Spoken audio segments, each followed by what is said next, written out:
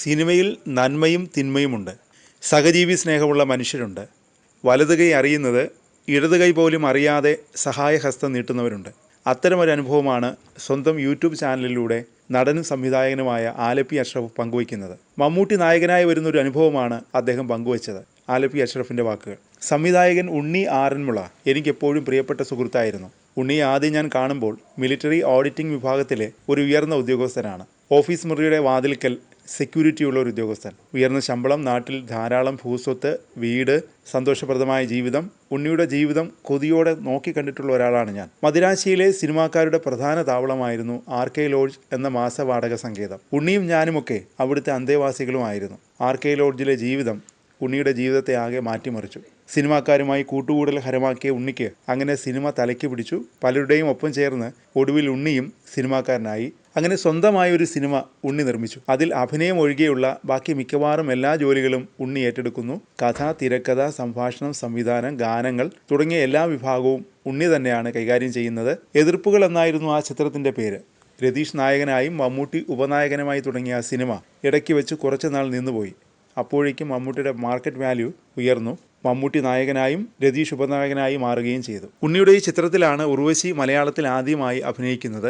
Cinema release ചെയ്തപ്പോൾ എതിർപ്പുകൾ എന്ന സിനിമയെടുത്ത ഉണ്ണിയോട് കുടുംബക്കാർക്ക് മുഴുവൻ കടുത്ത എതിർപ്പായി മാറി. ചിത്രം വൻ പരാജയത്തിലേക്ക് മൂക്കുകുത്തിയിരുന്നു. അതോടെ കടുത്ത സാമ്പത്തിക ബാധ്യതയുണ്ടായി. ഉണ്ണിയുടെ ഭൂസ്വത്തുക്കളുടെ പകുതിയും പലരുടെയും പേരുകളിലേക്ക് മാറ്റപ്പെട്ടു. അടുത്ത പടമെടുത്ത് നഷ്ടപ്പെട്ടതെല്ലാം തിരിച്ചുപിടിക്കാനുള്ള തീവ്ര ശ്രമത്തിൽ ജോലി രാജിവെച്ച് ബാക്കി ഭൂസ്വത്തുക്കളും വിറ്റ് രണ്ടും കൽപ്പിച്ച് കച്ചകെട്ടി ഇറങ്ങി. അങ്ങനെ ഉണ്ടായതാണ് ഉണ്ണിയുടെ സ്വർഗം എന്ന സിനിമ. ആ ചിത്രവും വൻ പരാജയമായി. അങ്ങനെ ഭക്ഷണത്തിന് പോലും ഗതിയില്ലാതെ നടക്കുമ്പോഴാണ് ഉണ്ണിയെ ചേർത്ത് പിടിക്കാൻ കരുണയുള്ള ഹൃദയവുമായി ഒരു കൈ എത്തുന്നത്. തൻ്റെ ആദ്യ സിനിമയിലെ നായകനായ സാക്ഷാൽ മമ്മൂട്ടി. ഉണ്ണിയുടെ അവസ്ഥ പൂർണ്ണമായി മനസ്സിലാക്കിയ മമ്മൂട്ടി തൻ്റെ ഓഫീസിൽ വിളിച്ച് നിർദ്ദേശം കൊടുക്കുന്നു. എല്ലാ മാസവും 1-ാം തീയതി ഉണ്ണിയുടെ അക്കൗണ്ടിലേക്ക് 1500 രൂപ വെച്ച് ട്രാൻസ്ഫർ ചെയ്യണമെന്ന്. അപ്രകാരം എല്ലാ മാസവും 1-ാം തീയതി കൃത്യമായി ഉണ്ണിയുടെ അക്കൗണ്ടിലേക്ക് ഈ പണം എത്തിക്കൊണ്ടിരുന്നു.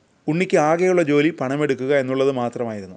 എന്നാൽ കോവിഡ് കാലം വന്നപ്പോൾ വിധി ഉണ്ണിയെ വീണ്ടും വേട്ടയാടി. കോവിഡ് സമയത്ത് എനിക്ക് മമ്മൂട്ടിയിൽ നിന്നൊരു വാട്സപ്പ് മെസ്സേജ് വന്നു. ഉണ്ണി ആറന്മുള അസുഖബാധിതനായി അമൃതയിൽ അഡ്മിറ്റ് ആയിട്ടുണ്ട് എന്ന് എനിക്കൊരു വാർത്ത കിട്ടി. അന്വേഷിച്ച് വിവരം അറിയിക്കണമെന്ന്. ആശുപത്രിയിൽ അന്വേഷിച്ച് വിളിച്ചപ്പോൾ ആശുപത്രി അധികൃതർക്ക് സന്തോഷമായി. അനാഥനെന്ന് കരുതിയ ഉണ്ണിക്ക് ആരെങ്കിലുമൊക്കെ ഉണ്ടല്ലോ എന്ന ആശ്വാസമായിരുന്നു അവർക്ക്. കടുത്ത അസുഖബാധിതനായി ആശുപത്രിയിലെത്തിയ ഉണ്ണിക്ക് കോവിഡും പിടിപെട്ടു. അവർ പറഞ്ഞു ഉണ്ണി അബോധാവസ്ഥയിലാണെന്നും വലിയൊരു തുക ബില്ലായിട്ടുണ്ടെന്നും അതുടനെ അടയ്ക്കണമെന്നും അവരെന്നോട് ആവശ്യപ്പെട്ടു. അതിനൊക്കെ പരിഹാരമുണ്ടാക്കാമെന്ന് പറഞ്ഞ ഞാൻ ഉണ്ണിയുടെ കഥയുടെ ഏകദേശ രൂപം അവരെ ബോധ്യപ്പെടുത്തി.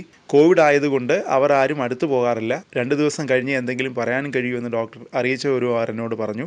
വിവരങ്ങളെല്ലാം മമ്മൂട്ടിയെ ധരിപ്പിച്ചു. അപ്പോൾ അദ്ദേഹം പറഞ്ഞു, പണത്തിൻ്റെ കാര്യമെല്ലാം ഞാൻ നോക്കിക്കോളാം. അദ്ദേഹത്തിൻ്റെ ജീവൻ എങ്ങനെയെങ്കിലും രക്ഷിക്കാൻ ഡോക്ടറോട് പറയൂ. അപ്പോഴേക്കും ഉണ്ണിയുടെ കൂടെ മദ്രാസിൽ താമസിച്ചിരുന്ന രാജു മല്യത്ത് എന്ന നിർമ്മാതാവും സഹായത്തിനെത്തി. പിന്നീട് രോഗം ഭേദമാവുകയും ഉണ്ണിയെ അറിയുന്ന കലാകാരന്മാർ അദ്ദേഹത്തെ ഒരു അനാഥാലയത്തിൽ താമസിപ്പിക്കുകയും ചെയ്തു. പിന്നീട് 1 വർഷത്തിന് ശേഷം അദ്ദേഹം ഒരു ലോഡ്ജ് മുറിയിൽ മരണപ്പെടുകയാണ് ഉണ്ടായത്. ആലപ്പി അഷ്റഫ് പറയുന്നു.